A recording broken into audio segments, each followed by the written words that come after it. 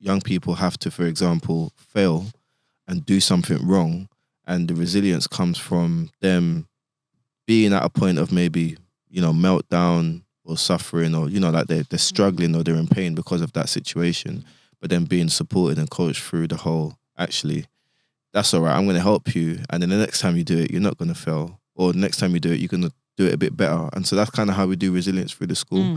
Do you think the formula is very different for young people and for adults in terms of how to build resilience? I think it's just kind of adapting it. I think as a young person, because of like depending on how old they are in the developmental age, a more of a behavioural approach would work. So actually being a role model. So as a teacher or as a parent, showing resilience and then allowing your child or family member to learn through doing. Whereas I guess when you're older and because you're more kind of cognitively developed, you can maybe look at some of those beliefs which are maybe hampering your resilience. So essentially, for younger people, because of the developmental age, focusing maybe more on a behavioural approach, and adults, cognitive and behavioural, and lots of different approaches, and then probably integrating spiritual aspects as well, whereas, young children are less aware of spirituality. That makes sense. What do you guys do? What do you think you do to help yourself become more resilient? I think to become more resilient, well, for me, my personal experience was I had to get to an extreme low. So when I was in uni, I suffered with depression. I think that was my all-time low. I really felt alone. I was in uni. I knew I felt like I shouldn't have been there. I went because I wanted to leave home. I went because I know my family wanted me to get a degree and stuff. But I also did love sports. But I think being in uni, it kind of changed my thoughts on that. Everything was a lot harder than I expected. I didn't receive the help that I needed. And it was just a downhill spiral from that. I ran into money issues as well. So I was massively stressed out to the point where I wouldn't go to lectures. I stopped going gym. I wouldn't eat. I couldn't sleep. Like there would be nights where I'd just be awake.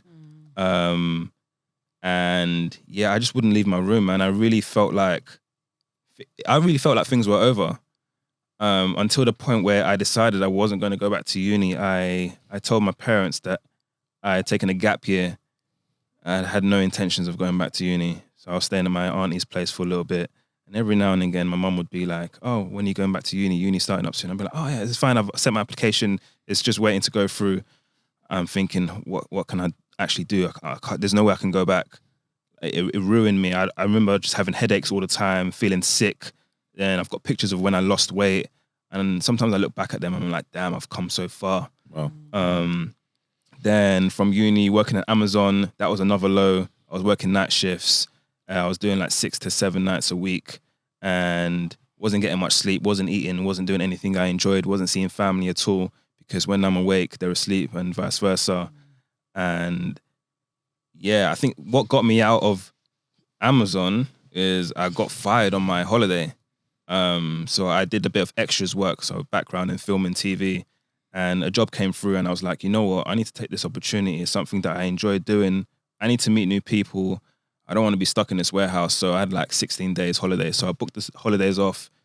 On my second day of holiday, Amazon messaged me saying that I'm not needed anymore.